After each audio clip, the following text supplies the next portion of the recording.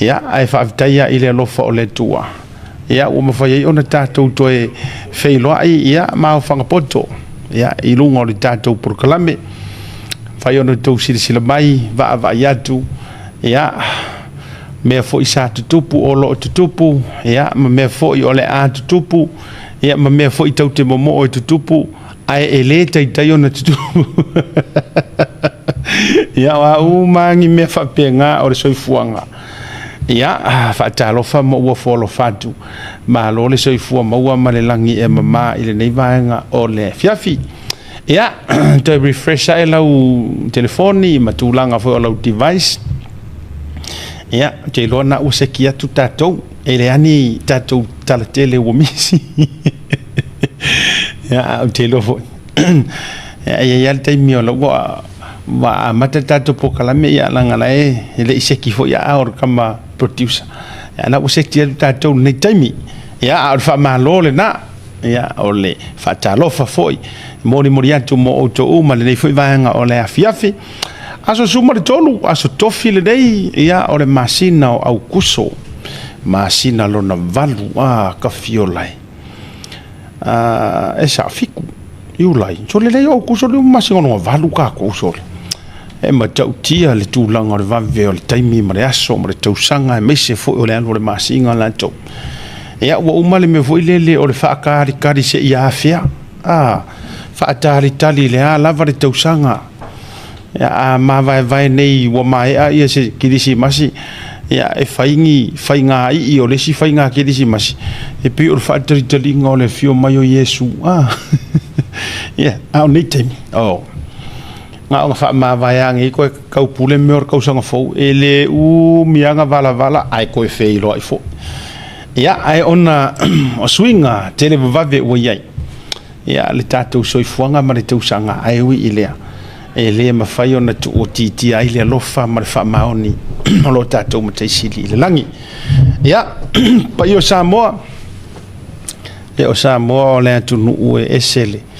whainga tae le whaingofie o le fue lave o le vau filifili o le ai vivia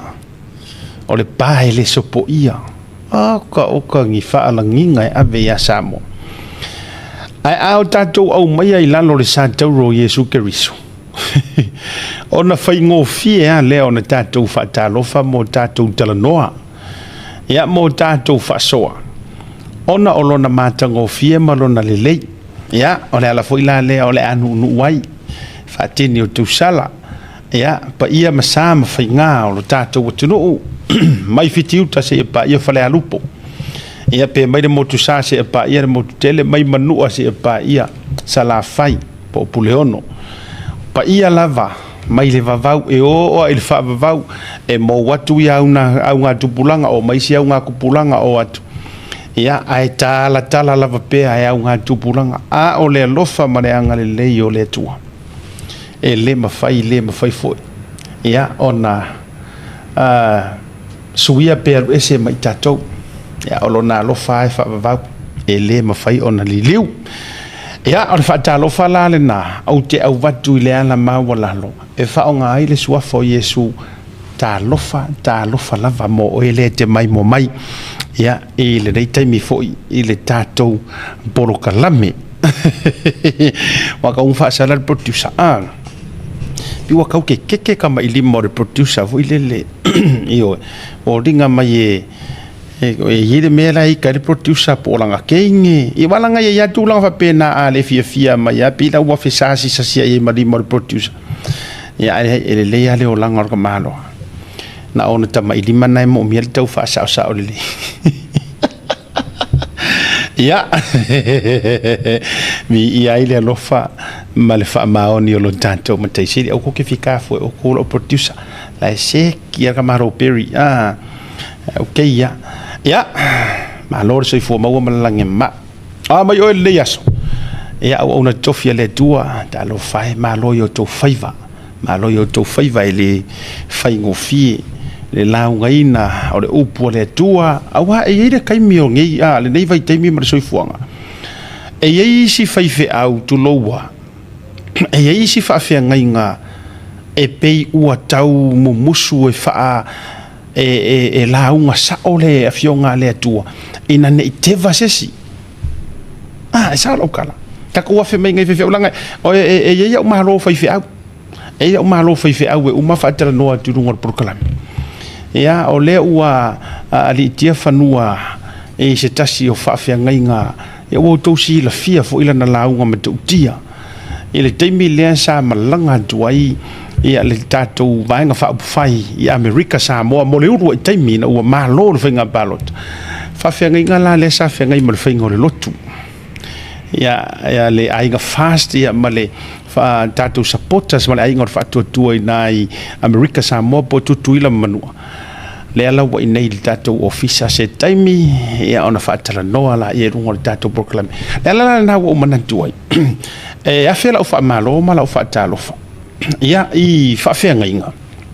e me se ila to le compromising u pole tua ona u fefefe I ke vakanga kamalok luingo la fa metalanga langa wa kele ke miringi le ala fo ila le pi wa pa ai ma pi wa ese mami o nga isi kangaka onga e musu tele e afia o la to loto malangona I le afio nga le tua la unga ko la ko fefe a isi o le upo le tua va tu ai te I fa pe mai boi o o ai finga ka ua fa tu I fo luingo la utala ai na no fa yetu e amu ia fa fe ngai nga o lo tutu mau ia fio nga le tua e la unga sa o afo ioi e la unga sa o malanga I fe la isi fe ia atonu fo yo la e kilo ama fa longo kala po angi me o kupu ia o mai role ala ai e foi fa fe ngai fa moe a ile mana o le nganga ia musu ia va kwala le sa vali la ko ki nga ya ka ko e alu le fale le fe au e moe sa o loko ai sea ona ua ia faia le finangalo le tua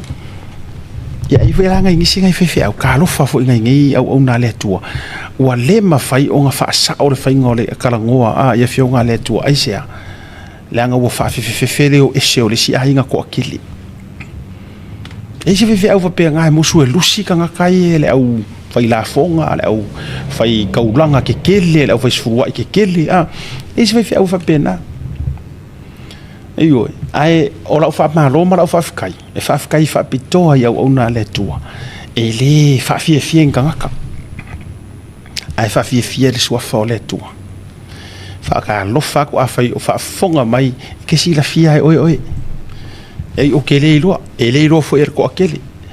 ai nga o le lua tangata na te si la fia ina oi e na o lava ma le tua nga pa io le tu e si la fia le la o ke fa malo kwai amu ia so oto o lo oto la unga le upo le tua e le se fefe ai alofa awala nga ele ai se fefe ile alofa anga afionga nga le tua ile ia se fefe ile alofa io ya ta alofa le na mo oto ma lava feo yo le tala lei avia I moto for tua fa malo fa talo fatu ia ile suafa manu malo o Yesu Kristo malo lava lo sa ia o to fo yo lo sawaina ona o le ngarwe le tua ia o lo ile langilo o to tawi e tele ia o afionga lava ia le tua o lo ile langilo o to tawi e tele ia fa pe ona fa sawa I perfetta ana mua ma apostolo ana mua ia e fa pena fo io fa pena fo ile nei vai tau e di fo la nga mea amu ia oi pe afi o ngai sa wainga oi ono le ami tonu ai a sa wainga oi o nga emo mala nga ye mare mea nga a sa wainga la oi o nga emo ia o ile langi fo ilo kawi ka ko e ko wi mai ele langi ta wi mai ele tua ai o ya ta to te ava ma fa alo o fu ka ko fa ilonga fa au awone o ta to fa ilonga fa au ai e ke lo ko ngu fa fa fa nga e nga ke wa ka alo le kingo no fi bana tua ele nga o fa fa nga la ngona ina le nga o le tua e la ngonga fu e ka ko yes e kau ke lango ngai ngalanga o le anga pa ia malanga musu-musunga e le fa apiko mangu ia kasi e launga tasia e launga kasia umaya so sesi ai na o e fo ila e fa ia le finga ngalo e fo ila e le fa ia winga le anga e le fia fio ile anga ana no fa ia ka ke longo fia fo ile fa fia wa ka ro le kingo ia maka ke longo fia fo fa fia au sa o ai me ale anga ai makua yo kala vea ia au te toi fa fo ia la utala le nei fai la utala le nei o le fitu ono tau sanga taruai e ono tau sanga taruai na o mawanga ile swinga le wasau ai ar sa valinga le nei taimi o le swinga moni le o le koe o la ingi ko ainga o langa fa api o pio mangi o langa fa folinga mangi o langa faika anga mulilua ai melele ai fola o fa sainga o a manga ko ainga mea e nana o fa yatu o ki koe fa fo ia ila o experience na maua i le taimi na o sa fa ia ila lo o le taimi mua na o fa alongo i le launga ala o fifia le wa ia nei wo filifili ai loa ma o ingo filifili ia e nana o fa yatu o le tūlanga fo ile leo ke ngofo ko ngunga ua mfala aulia ua lo kuai o fa alongo kunga le launga fifia o mea o maia le o ke faia le sau le launga o fa pe we o lo ke va kule la vea o mama me e lo ka o me lo ngo e lo ka o me lo ngo o mea o maia le fufulu o le au ku le ngalo ye tau le au tu o le sau no ngal sungan fa fe ngai ya pasta waita o le au tu le tusi foi lea i fatu yana luluina le na pa u i lungo o ele ese va kui ia o lungo le papa o lungo le lenga e fa fatu foi le o le kamala lenga o le au kuranga launga sa ia ai o fa longo ku ngali sa ngole la unga marka kala nga kala ye fefe wo o le fia ngofo le le ko to te lo auto o ke so soangia ko foi ngi va nga mo se sika ale a nga ya we fa pas a we ke popoli it's not for you maybe it's not for you and it's not yet the time malanga o le tuanga lue mai foi e le ngaka e mo mia ka ko le fa fo winga ai ka ke mo mia foi kai misa o fa ye makupu le mele le la o ke fa so atu no nga Moses o le winga o la utala wo ngofo wo sau wo korokolo maria mai le loko kike wo sau fa ali wo le mangofo wo amakanga wa ko nga ngofo ngai ko ngol fresa ku se sala ngofo fa longo aka wa e fiwe fosila aka pe wa ele langa wa kawa wa sawa e hau foringa wa ngaru ameriki a polo mo mai o e ko ngwala wa sawa ila ma faufaunga po ye sisi ko ngol farisa e malama ya o e wa ka wa fifi kusa wa maka wa luluki mal fasia o yo ma faufaunga upu ya masangin ka ko fa so o le melala u kupu wa makanga ke ya wa makanga u kil solo pia po ya sisi ko ngore ngi mauka le ai pe wa ka ko pe singa ka mai di poki wa u fifi ama ko ke fo ke le masangi ya wita kai minga nga o va ya irunga ya ministry fo ye she so mega ka arwa musu ko mako ai ngai mo musu ko mako ai nga fa ko kinga le ai nga umalelo ai ala ku le wa ular ko wa yo fa ali ia oi ora kalanga nga fai fa ku umalelo e ala ku ro la ala sa sala un kai minga ona foi le wo ave personal inga o fa ko ula le fai mai fai ngar ve po ai dar ka wo fi mo war ka le wo fa ala ki ngar ainga lo ko ru wa ka ye inga yo masa longa foi premier i ka mo singa la fo ki ngar ainga ko pe so li poki o ya ke le ma fo ke le fa penga la ngau ke lo ile ya sisi kai mi foi le ke mala mai o aru ai so ko ro ile me male le ma ke fo uma ile foi ya fiafi o foi atu ai fa fe kai ai le nga musu merkinga le ainga nga fa kula wa fa wa ve vela mai lo ko sa lo fa ali i wo kinga o fa pe o le o fa mai ku o me ngai ke faia ku o me ngai ko ke faia e me ali fa ali lo ngai ko ki o fai e le o fa maungi o ko kai ko rua e o o mangai me o fa pe we ai ko musu merkinga le ainga ai pe mali o ngo sai se ia umala e ku ko ai lunga e alu o lo de ka ke piko i luma are kau keva ka malo o kau keva o ko sa fa ia ulangonga ka ko mo ingi kasi ko ka malo fa mai le musu ngale nganga sit down listen le bo unga lue aku fufulu oi le ngai fa mai fionga le tua o le o inga e le o se mea e ke fia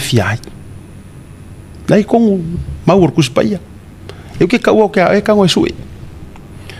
fa mai ao o le kai mea o inga fa mai fionga le tua e le o se mea e ke fia a o ku aku o lo ka o ko ai manguia mamafa e ka o ka o mai fionga le tua fa mai ao o inga o ika ko le upo le tua fa mai a fionga le tua e le o se mea ka ko ke fia ale wo kupuya ala o ke le lo wa o ia kuspa ia malava mai le fionga le tua ya nga ya o i fa tonu e fa poto inga ia mo wala mi tonu le tua la wa nga duai mai le nga o le ku ya o ia ai o saung yo ke keva ai fa fi kai fo irkinga wa awala mai ile leo maru awa anga o fa yakur kinga ai ngar kai minga ai ke ele urunga pe anga o fa ko fa pe mai fo ile se kala fakinga mo ko inga me fo ile le wai ele se me ka u ayor kadi o ko kinga po ka mafo ka u ayo si ka mai cap lea o lau fo i reaction brings value la nga ngo fa wala nga fa ko ngi musu ko kinga ai nga ala u fa ali fa pe mai wa ka mo wa ir ka fa pe nga wa ke fo wa ka mo o fa ali ngo fa ke lo la o ke ai o ke fa sanga fa markinga pe mali ke o mosani pe mali ke o mosai o le ka ke piko i ruma ala se ku mo le lo ku ale la ku ngi runga e o ko ngo fu ke isi ai la akula la ukala o le aso anga ko ngofo le le ia lalo ai fa uma ke lo anga o la ngonga le anga pa ia fa mai o foi lalo listen fa longo e anga mo anga uma humble myself fa longo longo ke vai pe fo e se akule lo koika ai wa veo se me su mali le loko you need more and more and more ai la ma nga yo mo ngo fo le la lo ma ur fa ali ma ur keva fa mai o nga ku aku o lo ka o ko ai manguia ma mafa heavy blessings deeper blessings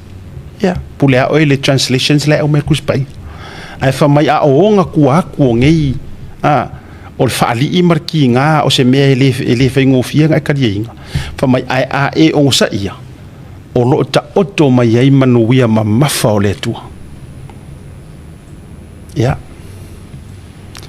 fa fe kai ila o sa nga ma fa ai o ngofo lava pea ma o ngofo lava pea ale o ko mo di mawinga ile asia tale ko ke it's okay if you work mo pa ule sami o nga ile kai mangan o le winga o fa matalang o fa fe kai ya o ule ko ya lu ngi me sa ma sang ye lo o langa o nga i farkalap kai mesikula ki fa fo ko le o fu ai o mai wo me i wo o fu masae masa ngamu pia ko kongo ka vale e ka uso ko ka ya le loko e ko la ka kikia making fangu la afa mai apa masa solo apa codis jim pim ma ar ka mi ngai e uso ko kongo ka vale agir ko kongo la ka ge merkus pa ya oi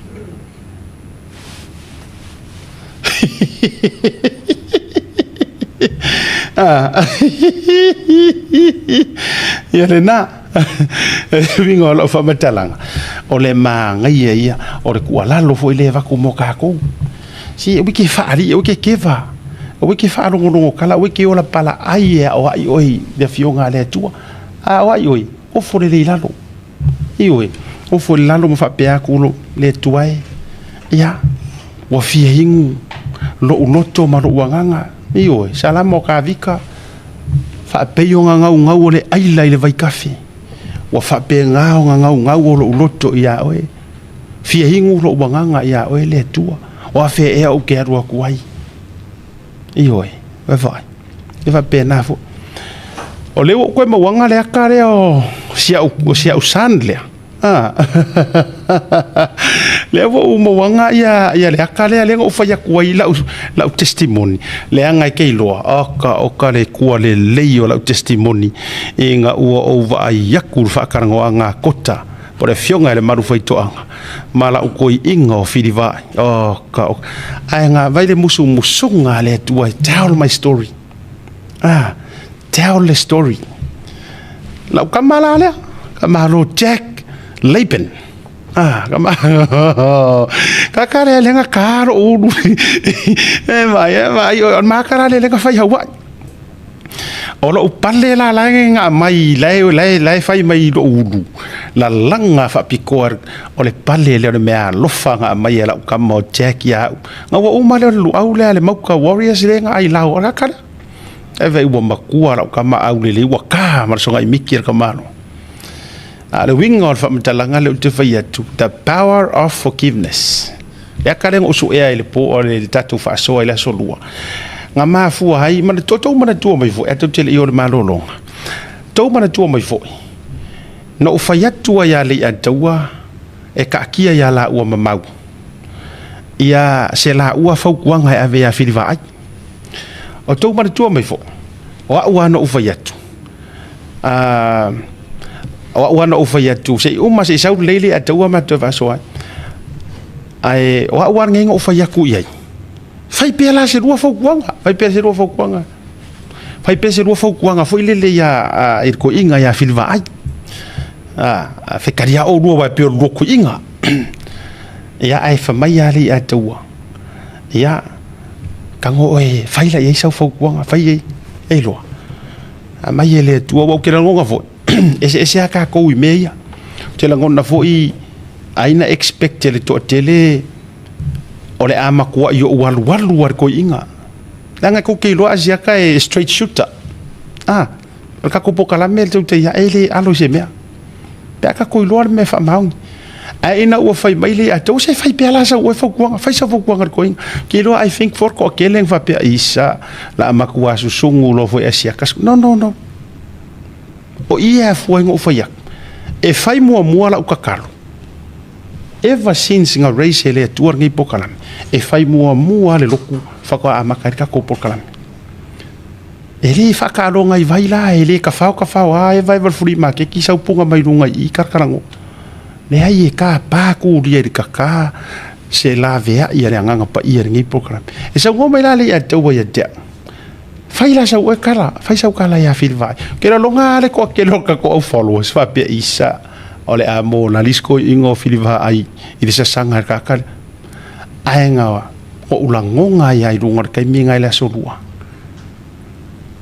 tell him remind him of forgiveness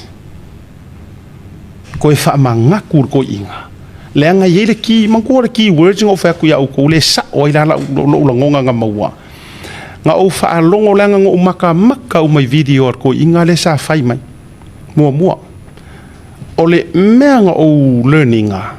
e kala ngoa mai ya filiva ai ile suafa ole akua o ke le i charginga ko inga yonga o ke le i fa masingo inga o nga le songa mikiafu a o mama nga sikaili pa wale me nga ofielo le me le longa loko o longa nga sai mai e sai mai ar kanga kai le loko e la nga ngo manga ko e fa fo ia ia ma to e fa manatu tama nga o fa longo i lau sa ir ka kirisiango e le ka kaula ya kako o nga ngoko sela a ku mauso ka ko le fia